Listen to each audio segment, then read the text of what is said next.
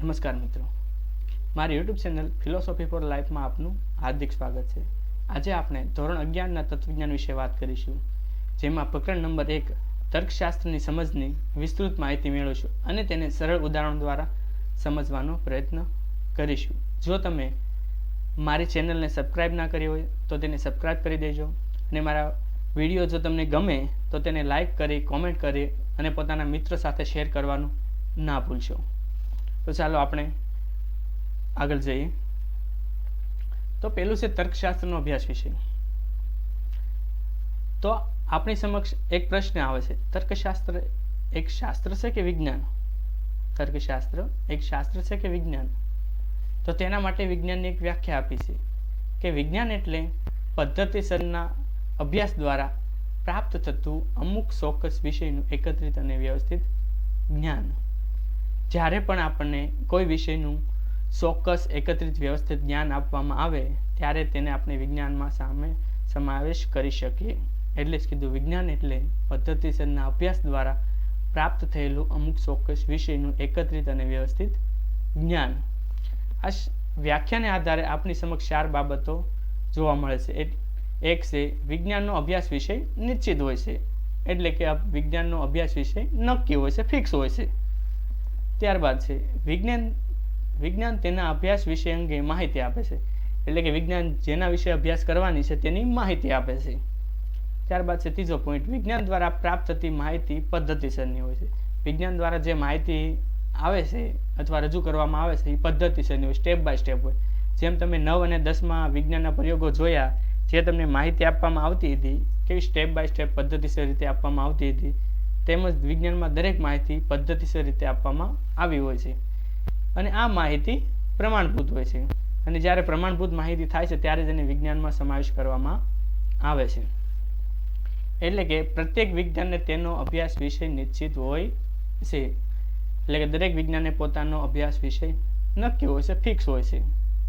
ઉદાહરણ તરીકે જોવા જઈએ કે ભૌતિક શાસ્ત્ર ભૌતિક પદાર્થોનો અભ્યાસ કરે છે. જે ભૌતિક શાસ્ત્ર છે એ ફક્ત ભૌતિક પદાર્થોનો જ અભ્યાસ કરે છે, તેનાથી તે બહાર જતું નથી.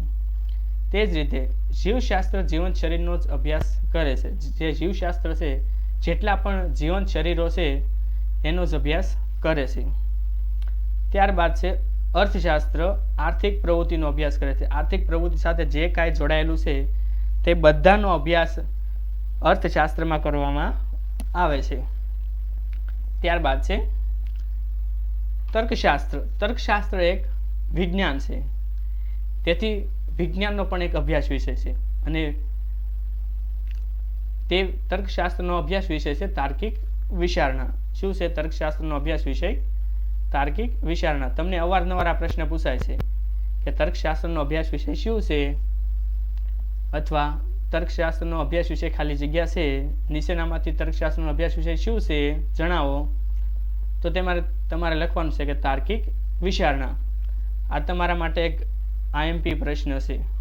અવારનવાર આ પ્રશ્ન પૂછાય છે કે તર્કશાસ્ત્રનો અભ્યાસ વિષય શું છે, તો એ તમારે લખવાનું કે તાર્કિક વિચારણા. ઘણીવાર એવું પણ પૂછાય કે તર્કશાસ્ત્ર એ ખાલી જગ્યાનો પદ્ધતિસરનો અભ્યાસ કરે છે. તર્કશાસ્ત્ર એ ખાલી જગ્યાનો પદ્ધતિસરનો અભ્યાસ કરે છે, તો તેમાં પણ તમારે લખવાનું છે કે તાર્કિક વિચારણાનો. તર્કશાસ્ત્ર એ તાર્કિક વિચારણાનો પદ્ધતિસરનો અભ્યાસ કરે છે. હવે તર્કશાસ્ત્ર શબ્દની સમજૂતી. આપણે જેના વિશે અભ્યાસ કરીએ છીએ તેના વિશે આપણને માહિતી તો હોવી જોઈએ કે લોજિક શબ્દ કે તર્કશાસ્ત્ર શબ્દ કે એના ઉપરથી ઉતરી આવ્યો છે, મૂળ કઈ ભાષા ઉપરથી ઉતરી આવ્યો છે, તેનો શું મતલબ થાય છે, એ આપણને ખ્યાલ હોવો જરૂરી છે. એટલા માટે તર્કશાસ્ત્ર શબ્દોની સમજૂતી મેળવવી જરૂરી છે. જે તર્કશાસ્ત્ર માટે અંગ્રેજી શબ્દ છે લોજિક. કયો શબ્દ છે તર્કશાસ્ત્ર માટે? લોજિક. જે મૂળ ગ્રીક ભાષાના લોગોસ શબ્દ ઉપરથી ઉતરી આવ્યો છે. અંગ્રેજીમાં લોજિક શબ્દ તર્કશાસ્ત્ર માટે વપરાય છે. જે લોજિક શબ્દ છે ગ્રીક ભાષાના લોગોસ શબ્દ ઉપરથી ઉતરી આવ્યો છે અને તે લોગોસ શબ્દના 2 અર્થ થાય છે, ભાષા અને વિચારણા. કયા 2 અર્થો થાય છે? ભાષા અને વિચારણા. આમાંથી પણ તમને એક વન લાઇનરમાં પ્રશ્ન પૂછાય છે કે લોકોસ શબ્દના કયા બે અર્થો થાય છે, તો તમારે તેમાં લખવાનું ભાષા અને વિચારણા. ભાષા અને વિચારણા બંને ગાઢ રીતે જોડાયેલા છે, સંકળાયેલા છે. કેમ કે કોઈ પણ આપણને વિચાર આવે છે તો વિચારને રજૂ કરવા માટે આપણે શેની જરૂર પડે છે? ભાષાની. જો આપણી પાસે ભાષા હોય તો જ આપણે આપણા વિચારને રજૂ કરી શકીએ છીએ. એટલે ભાષા અને વિચારણા બંને ગાઢ રીતે જોડાયેલા છે, સંકળાયેલા છે. પણ તર્કશાસ્ત્ર ફક્ત વિચારણાનો જ અભ્યાસ કરે છે અને ભાષા સાથે કાંઈ લેવા દેવા નથી. ફક્ત વિચારણાનો. શેનો અભ્યાસ કરે છે? ફક્ત વિચારણાનો.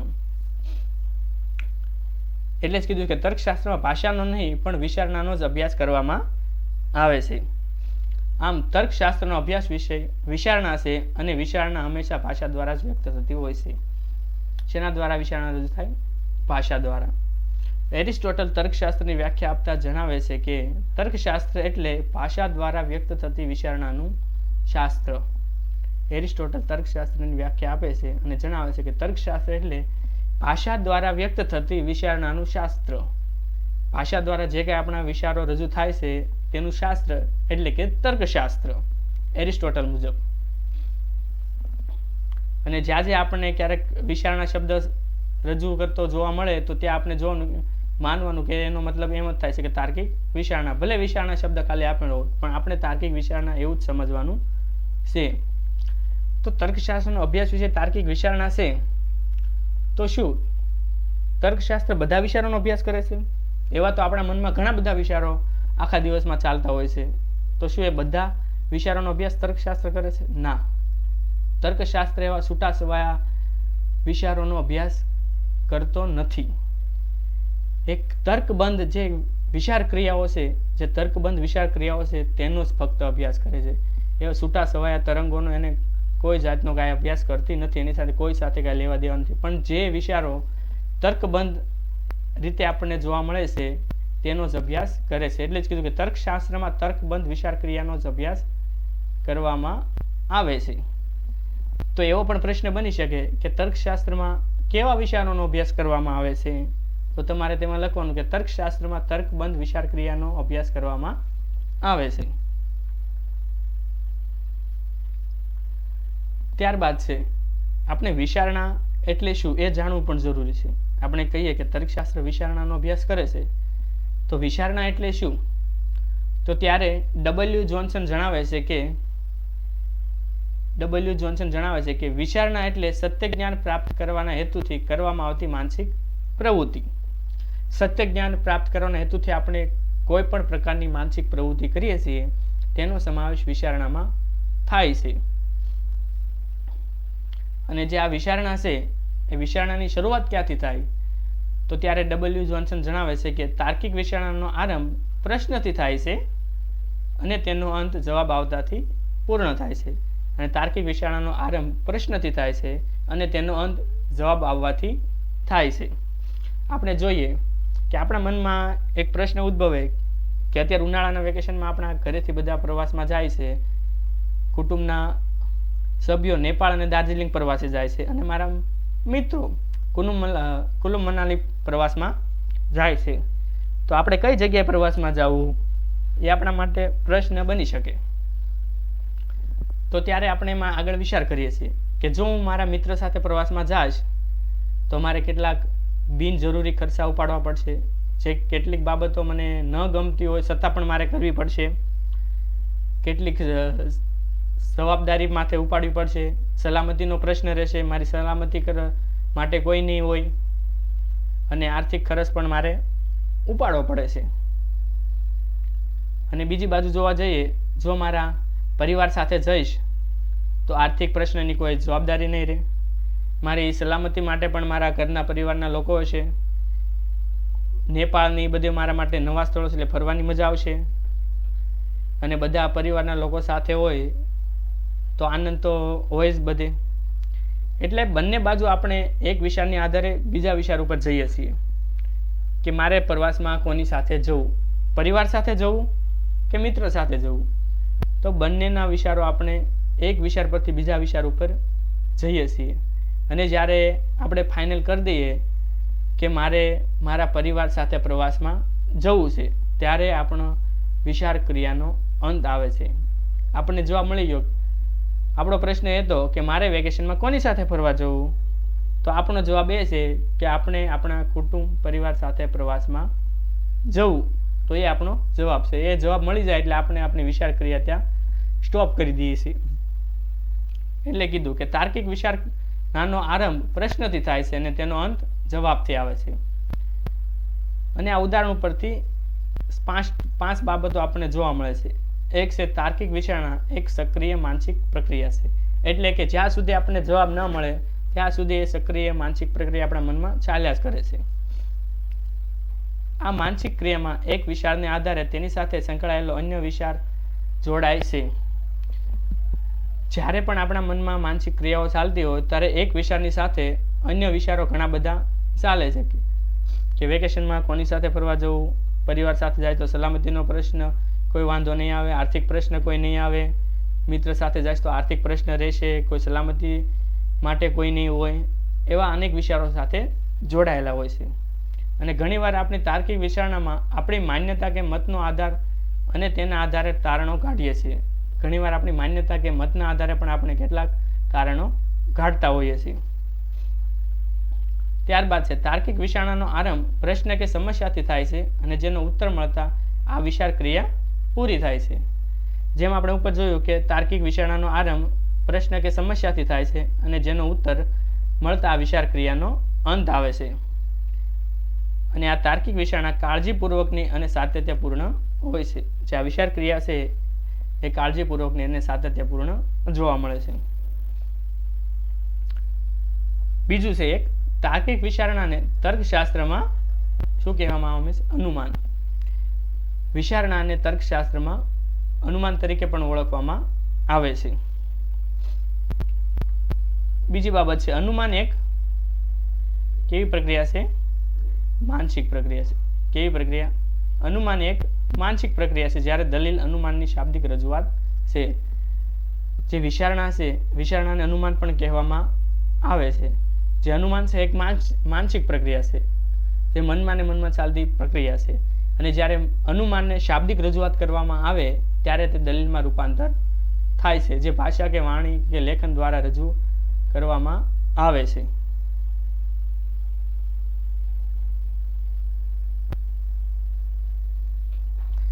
ત્યારબાદ દલીલનો અભ્યાસ કરતી વખતે તર્કશાસ્ત્રીને એક જ પ્રશ્નમાં રસ પડે છે. આ પ્રશ્ન છે દલીલ પ્રમાણભૂત છે કે અપ્રમાણભૂત. જ્યારે તર્કશાસ્ત્રમાં દલીલનો અભ્યાસ કરવામાં આવે છે તો તર્કશાસ્ત્રીને ફક્ત એમાં જ રસ છે કે દલીલ પ્રમાણભૂત છે કે અપ્રમાણભૂત. શું છે? દલીલ પ્રમાણભૂત છે કે અપ્રમાણભૂત. દલીલ કોના વિશે છે, સત્ય છે કે અસત્ય છે, એ કોઈ બાબત સાથે કાંઈ તર્કશાસ્ત્રીને કે તર્કશાસ્ત્રને પડી નથી. ફક્ત દલીલ પ્રમાણભૂત છે કે અપ્રમાણભૂત તેમાં જ તેને રસ છે. પણ આ દલીલનો પ્રામાણ્યનો નિર્ણય કઈ રીતે કરવો? તો આ દલીલના પ્રામાણ્યનો નિર્ણય કરવા માટે તર્કશાસ્ત્રીએ અનુમાનની ક્રિયાના આરંભમાં સ્વીકારવામાં આવેલા વિધાનો એટલે કે શરૂઆતમાં સ્વીકારવામાં આવતા વિધાનો જેને કહેવામાં આવે છે આધાર વિધાન. શું કહેવામાં આવે છે? આધાર વિધાન. અને તેને આધારે તારવેલું વિધાન એટલે કે ફલિત વિધાન. જે શરૂઆતમાં સ્વીકારવામાં આવે છે તેને કહેવામાં આવે છે આધાર વિધાનો. અને જે આધાર વિધાનો ઉપરથી જે વિધાન તારવામાં આવે છે તેને કહેવામાં આવે છે ફલિત વિધાન. આધાર વિધાન અને ફલિત વિધાન વિશે આગળ આપણે આવશે વાત, ત્યારે વિસ્તૃત માહિતી મેળવીશું. તો કોહેન અને નાગેલ તર્કશાસ્ત્રની બીજી એક વ્યાખ્યા આપતા જણાવે છે કે તર્કશાસ્ત્ર એટલે પુરાવાના વજૂદપણાની તપાસ કરતું શાસ્ત્ર. જે પુરાવા છે પુરાવાની વજૂદપણાનું તપાસ કરતું શાસ્ત્ર એટલે કે તર્કશાસ્ત્ર. ઘણી બધી તર્કશાસ્ત્રની વ્યાખ્યાઓ આપણને જોવા મળશે, પણ એમાંથી જે તમને એક બે ગમે એ તમારે યાદ રાખવાની છે. બે તો કમ્પલસરી યાદ રાખવાની છે. ત્યારબાદ છે ડબલ્યુ જોન્સન અનુસાર તર્કશાસ્ત્ર એટલે વિચારણાનું વિશ્લેષણ અને મૂલ્યાંકન કરતું શાસ્ત્ર. ડબલ્યુ જોન્સન એવું કહે છે કે તર્કશાસ્ત્ર એટલે વિચારણાનું વિશ્લેષણ અને મૂલ્યાંકન કરતું શાસ્ત્ર. ત્યારબાદ ઇરવિંગ કોપી તર્કશાસ્ત્રની વ્યાખ્યા આપે છે કે તર્કશાસ્ત્ર એટલે પ્રમાણભૂત અને અપ્રમાણભૂત તર્ક ક્રિયા વચ્ચેનો ભેદ દર્શાવનારી પદ્ધતિ અને સિદ્ધાંતોનો અભ્યાસ. તર્કશાસ્ત્ર એટલે પ્રમાણભૂત અને અપ્રમાણભૂત તર્ક ક્રિયા વચ્ચેનો ભેદ દર્શાવનારી પદ્ધતિઓ અને સિદ્ધાંતોનો અભ્યાસ. આ કોણ કહે છે? કે ઇર્વિંગ કોપી મુજબ. અને આ બધી ચર્ચા ઉપરથી આપણને એક બાબત સ્પષ્ટ થાય છે કે તર્કશાસ્ત્ર વિચારણાનું સ્પષ્ટીકરણ અને શુદ્ધિકરણ કરે છે. શું કરે છે તર્કશાસ્ત્ર? વિચારણાનું સ્પષ્ટીકરણ અને શુદ્ધિકરણ. ત્યારબાદ આપણે આગળ જઈએ. ત્યારબાદ આવે છે તર્કશાસ્ત્રનું રૂપલક્ષી સ્વરૂપ. એરિસ્ટોટલ કહે છે કે વિશ્વની કોઈ પણ વસ્તુ હોય એ દરેક વસ્તુ અંગે બે રીતે આપણે વિચારી શકીએ. એક છે તેનું દ્રવ્ય અને બીજું છે તેનું રૂપ. કોઈ પણ પદાર્થ હોય કે કોઈ પણ વસ્તુ હોય એના વિશે આપણે બે દ્રષ્ટિ અથવા બે રીતે વિચારી શકીએ. એક એ વસ્તુનું દ્રવ્ય અને બીજું છે એ વસ્તુનું રૂપ. તો આપણે રૂપ અને દ્રવ્ય વિશે જોઈએ. પેલું છે દ્રવ્ય. દ્રવ્ય એટલે વસ્તુ જેની બનેલી છે તે. દ્રવ્ય એટલે વસ્તુ જેની બનેલી છે તે. ઉદાહરણ તરીકે જોઈએ કે લાકડાનું ટેબલ. તો લાકડાનું ટેબલ શેમાંથી બનેલું છે? લાકડામાંથી. તો લાકડું એનું દ્રવ્ય થયું. તે જ રીતે લોખંડનું ટેબલ. તો લોખંડનું ટેબલ શેમાંથી બનેલું છે? લોખંડ. તો લોખંડ એ ટેબલનું રૂપ થયું. લોખંડ એ ટેબલનું દ્રવ્ય થયું. એટલે કે વસ્તુ જેમાંથી બની છે તે તેનું દ્રવ્ય. જો ટેબલ લોખંડમાંથી બન્યું છે તો લોખંડ એનું દ્રવ્ય, અને જો ટેબલ લાકડામાંથી બન્યું છે તો લાકડું એનું દ્રવ્ય. અને એની વ્યાખ્યા આપી હોય તો આપી શકાય કે દ્રવ્ય એટલે રૂપની દ્રષ્ટિએ અલગ અલગ એવી ઘણી વસ્તુમાં જે સમાનપણે રહેલું છે તે દ્રવ્ય. દ્રવ્ય એટલે રૂપની દ્રષ્ટિએ અલગ અલગ પણ ઘણી વસ્તુમાં જે સમાનપણે રહેલું છે તે દ્રવ્ય. ઉદાહરણ અહીંયા આપ્યું છે કે લાકડાનું ટેબલ કે લોખંડનું ટેબલ. લાકડાના ટેબલમાં લાકડું દ્રવ્ય અને લોખંડના ટેબલમાં લોખંડ એ દ્રવ્ય થશે. રૂપની દ્રષ્ટિએ અલગ અલગ હોઈ શકે પણ ઘણીવાર દ્રવ્ય પણ એક સરખું હોઈ શકે. એટલે જો ટેબલ લાકડામાંથી બન્યું હોય તો લાકડું એનું દ્રવ્ય, અને જો ટેબલ લોખંડમાંથી બન્યું હોય તો લોખંડ એનું દ્રવ્ય, અને ટેબલ ચાંદીમાંથી બન્યું તો ચાંદી એનું દ્રવ્ય, સોનામાંથી બન્યું હોય તો સોનું એનું દ્રવ્ય. એટલે કે વસ્તુ જેમાંથી બની છે તે તેનું દ્રવ્ય. ત્યારબાદ જોવા જઈએ રૂપ. રૂપ એટલે દ્રવ્યની દ્રષ્ટિ અલગ અલગ એવી ઘણી વસ્તુમાં જે સમાનપણે રહેલું છે તે રૂપ. રૂપ એટલે દ્રવ્યની દ્રષ્ટિએ અલગ અલગ એવી ઘણી વસ્તુમાં જે સમાનપણે રહેલું છે તે રૂપ. માની લો કે લોખંડના અને લાકડાના ટેબલમાં જે સમાનપણે આપણને જોવા મળે છે, શું જોવા મળે છે? તેનું રૂપ. લાકડાના અને લોખંડના ટેબલમાં જે આપણને સમાન રીતે જોવા મળે છે તે છે આપણને તેનું રૂપ. એનું દ્રવ્ય અલગ છે, એની બનાવટ કહેવાય ને કે લોખંડનું ટેબલ લોખંડમાંથી બન્યું છે અને લાકડાનું ટેબલ લાકડામાંથી બન્યું છે, પણ એનો આકાર કેવો છે? સમાન. એનું રૂપ કેવું છે? સમાન. તો જે રૂપ એનું જે આકાર છે તે તેનું રૂપ થશે. માની લો કે ચાંદીની વીંટી, સોનાની વીંટી, પ્લેટિનમની વીંટી, લોખંડની વીંટી. તો જે ચાંદી, સોનું, લોખંડ છે તે તેનું દ્રવ્ય છે, પણ જે વીંટી છે વીંટીનો આકાર છે તે તેનું રૂપ થશે. સમજાઈ ગયું? એટલે કે જે વસ્તુનો દેખાવ છે, બાહ્ય આકાર છે તે તેનું રૂપ. ઘણી એવી એક સરખું રૂપ ધરાવતા અનેક પદાર્થોનું દ્રવ્ય ભિન્ન ભિન્ન પ્રકારનું હોઈ શકે. જેમ ઉદાહરણ આપ્યું કે સોનાની વીંટી, ચાંદીની વીંટી. દ્રવ્ય અલગ અલગ છે પણ રૂપ કેવું છે? સમાન, એક સરખું. એક કવિની પંક્તિ છે કે ઘાટ ઘડિયા પછી નામ રૂપ ઝુંઝવા, અંતે તો હેમનું હેમ હોય. કવિ કહેશે કે સુવર્ણના જુદા જુદા ઘણા બધા આકારો ઘરેણા બનાવ્યા, પણ એનું અંતમાં તો દ્રવ્ય તો કયું છે? સોનું. આકાર ભલે અલગ અલગ, સોનાનો હાર, સોનાનો ચેન, સોનાનું રિંગ, સોનાનું બ્રેસલેટ, બધી વસ્તુ અલગ અલગ છે, પણ એનું દ્રવ્ય શું છે? સોનું. બન્યું શેમાંથી છે? સોનામાંથી. એટલે સોનું એનું શું થશે? દ્રવ્ય. એ જ રીતે બીજું કીધું છે કે એક જ બીબા વડે તૈયાર કરેલા સિક્કાઓનું રૂપ એક સરખું હોઈ શકે, પણ તેમના દ્રવ્ય તરીકે સોનું, ચાંદી, ધાતુ કોઈ પણ હોઈ શકે. માની લો કે કોઈ એક બીબું હોય તો એમાં સોનું નાખવામાં આવે તો સોનાનો સિક્કો થઈ જાય, ચાંદી નાખવામાં આવે તો ચાંદીનો સિક્કો થઈ જાય.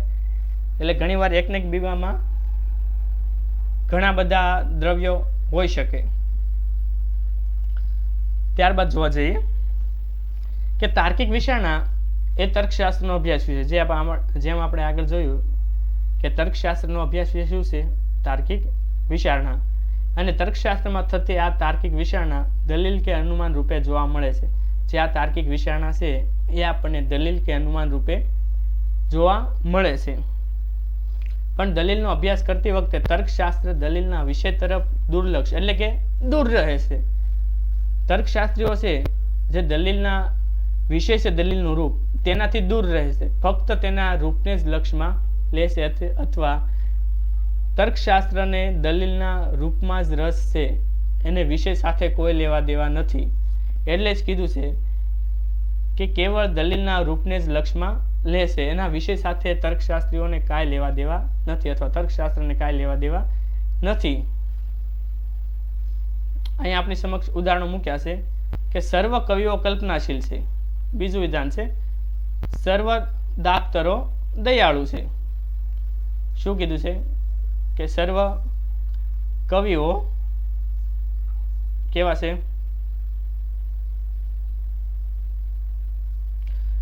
સર્વ કવિઓ કલ્પનાશીલ છે.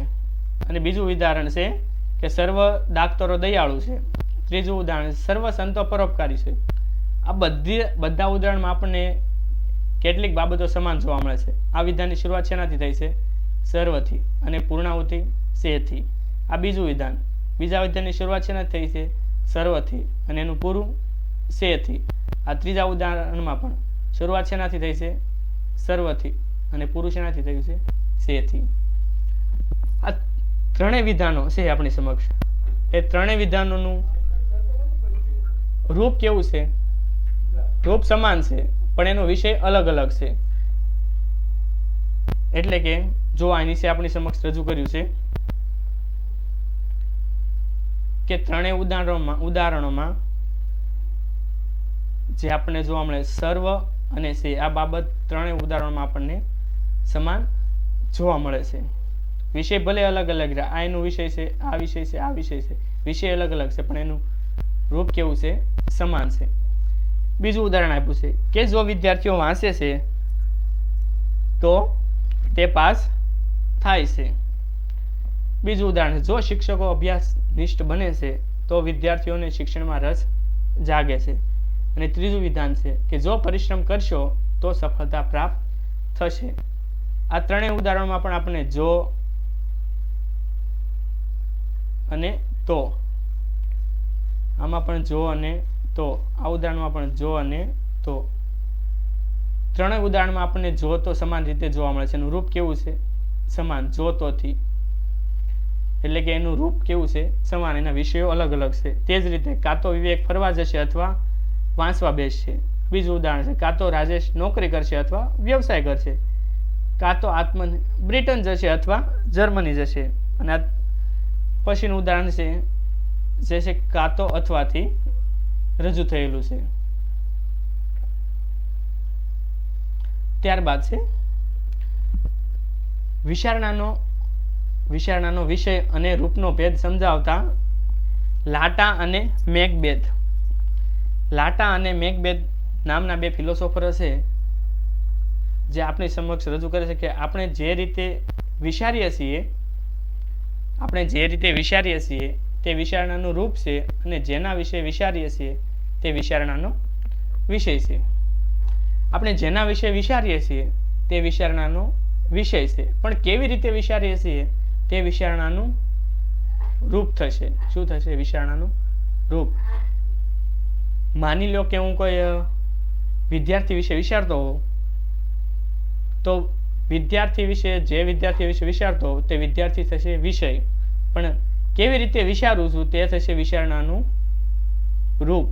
શું થશે? વિચારણાનું રૂપ. અને તર્કશાસ્ત્રમાં કોના વિશે વિચારીએ છીએ, કેવી રીતે કોના વિશે વિચારીએ છીએ તેની સાથે સંબંધ નથી. એટલે કોના વિશે વિચારો છો એને કોઈ લેવા દેવા નથી, પણ કઈ રીતે વિચારો છો એ એનો મહત્વનો પોઈન્ટ છે, મહત્વનો મુદ્દો છે કે કઈ રીતે વિચારો છો. પ્રમાણભૂત દલીલનું રૂપ કેવું છે એ જ તર્કશાસ્ત્રને મૂળભૂત પ્રશ્ન છે.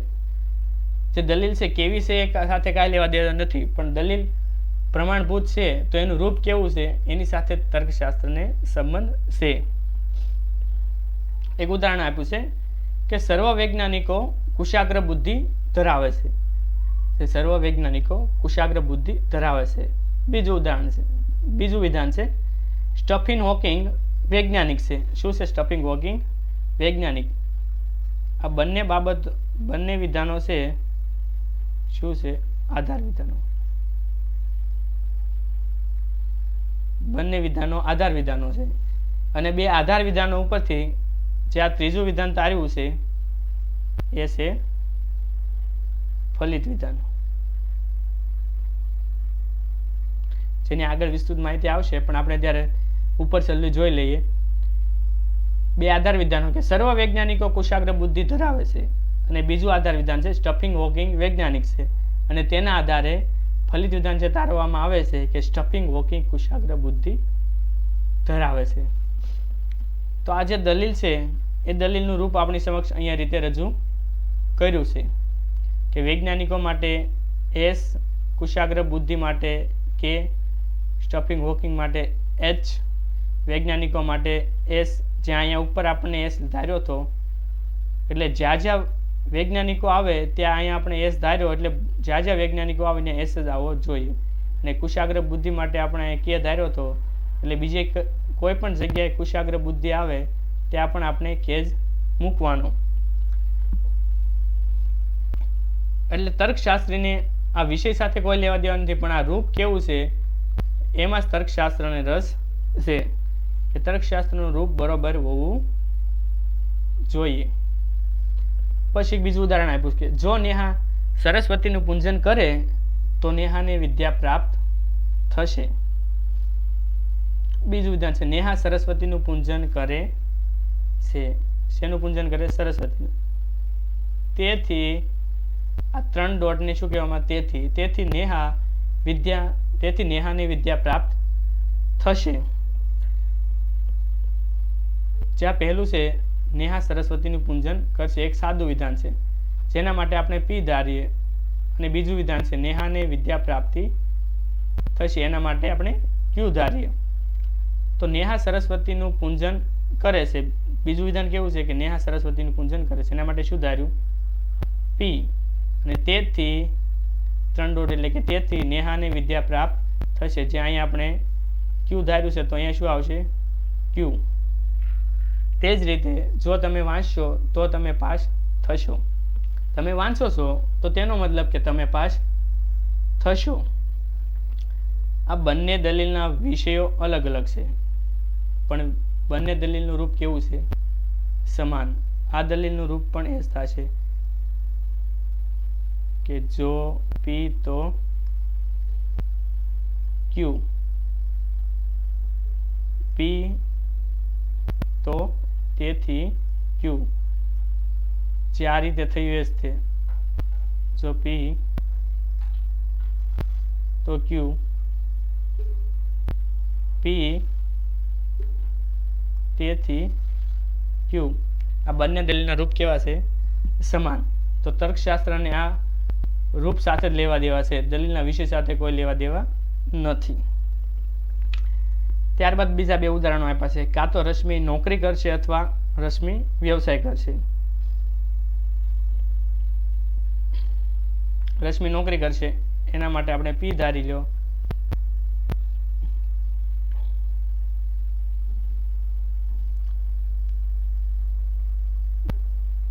કાં તો રશ્મિ નોકરી કરશે એના માટે પી, અથવા રશ્મિ વ્યવસાય કરશે એના માટે ક્યુ. અને પછી આપ્યું છે કે રશ્મિ વ્યવસાય કરશે નહીં, એટલે અહીં શું? રશ્મિ વ્યવસાય કરશે નહીં એના માટે શું ધાર્યું? ક્યુ. ક્યુ નહીં. નહીં શબ્દ એડ થયો એટલે નહીં, ક્યુ નહીં. અને રશ્મિ નોકરી કરશે તો તેનો મતલબ કે રશ્મિ નોકરી કરશે એટલે નોકરી કરશે એના માટે શું ધાર્યું? અહીં આપણે પી. એટલે આ દલીલનું રૂપ એમ થશે કે કાં તો P અથવા Q નહીં, તેથી શું આવશે? તેથી P. આ બીજું ઉદાહરણ છે, તેનો મતલબ પણ એ જ થશે, કાં તો વરસાદ આવશે અથવા દુકાળ પડશે. દુકાળ પડ્યો નથી, તેથી વરસાદ આવ્યો છે. જે આપણે રૂપ જોઈએ, કાં તો P અથવા Q. P નહીં તો તેથી Q. તો આ દલીલમાં પણ કે ઉદાહરણમાં પણ આપણે જોયું કે બંને વિધાનોનું રૂપ કે દલીલનું રૂપ કેવું હતું? સમાન. તો આ દલીલોના આધારે 4 બાબતો આપણી સમક્ષ જોવા મળે છે કે પ્રત્યેક દલીલ કોઈને કોઈ વિષયને લગતી હોય છે. જોયું કે રશ્મિને લગતી, વરસાદને લગતી, કે વાંચવાને લગતી, કે વૈજ્ઞાનિકને લગતી, કોઈને કોઈને લગતી હોય છે દલીલ. ત્યારબાદ છે કે પ્રત્યેક દલીલ કોઈને કોઈ રૂપ ધરાવે છે, એટલે કે પ્રત્યેક દલીલને કોઈક ને કોઈક રૂપ હોય છે. જો તો P, તો Q, P તેથી Q, જે આપણે અગાઉ રૂપ જોયું. આમાં જોયું આપણે કાં તો P અથવા Q, P નહીં તો Q. તે જ રીતે આપણે આગળની દલીલમાં જોયું હતું, જો P તો Q, P તેથી Q. તો પ્રત્યેક દલીલમાં કોઈક ને કોઈક રૂપ હોય છે. ત્રીજી બાબત છે, કોઈ પણ દલીલના પ્રામાણ્યનો નિર્ણય લેતી વખતે તર્કશાસ્ત્રી દ્વારા કેવળ દલીલના રૂપને જ ધ્યાનમાં લેવામાં આવે છે. એટલે કે જ્યારે પણ દલીલ પ્રમાણભૂત છે કે અપ્રમાણભૂત તે નક્કી કરવા માટે તર્કશાસ્ત્રીઓ દલીલના રૂપને જ ધ્યાનમાં લે છે અને વિષય સાથે કોઈ કાંઈ લેવા દેવા નથી, ફક્ત દલીલના રૂપને જ ધ્યાનમાં લે છે. ત્યારબાદ છે તર્કશાસ્ત્ર દલીલના વિષયને નહીં પણ દલીલના રૂપને જ લક્ષમાં લે છે. જે આપણે આગળ વાત કરી કે તર્કશાસ્ત્રીઓ દલીલના વિષય સાથે કાંઈ લેવા દેવા નથી, ફક્ત રૂપને જ ધ્યાનમાં લે છે. આમ તર્કશાસ્ત્રનું દ્રષ્ટિબિંદુ રૂપલક્ષી છે અને આ જ કારણે તર્કશાસ્ત્રને રૂપલક્ષી શાસ્ત્ર કહેવામાં આવે છે. ઘણીવાર એવો અવારનવાર પ્રશ્ન પૂછાય છે કે તર્કશાસ્ત્રને કેવું શાસ્ત્ર કહેવામાં આવે છે? તો ત્યાં તમારે લખવાનું છે કે રૂપલક્ષી શાસ્ત્ર. શું લખવાનું છે? રૂપલક્ષી શાસ્ત્ર. એવી ખાલી જગ્યા પણ પૂછવાય કે તર્કશાસ્ત્રને ખાલી જગ્યા શાસ્ત્ર કહેવામાં આવે છે, તો પણ તમારે ત્યાં રૂપલક્ષી શાસ્ત્ર કહેવામાં આવે છે. આ પણ એક તમારા માટે IMP પ્રશ્ન છે.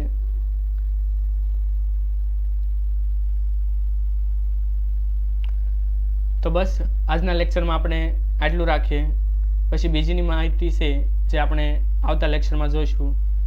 જો તમને વિડીયો ગમ્યો હોય તો લાઈક કરવાનું, કોમેન્ટ કરવાનું અને તમારા મિત્ર સાથે શેર કરવાનું ભૂલશો નહીં. અને જો મારી ચેનલને સબસ્ક્રાઈબ ન કરી હોય ફિલોસોફી ફોર લાઈફને, તો સબસ્ક્રાઈબ કરી દેજો. નમસ્કાર.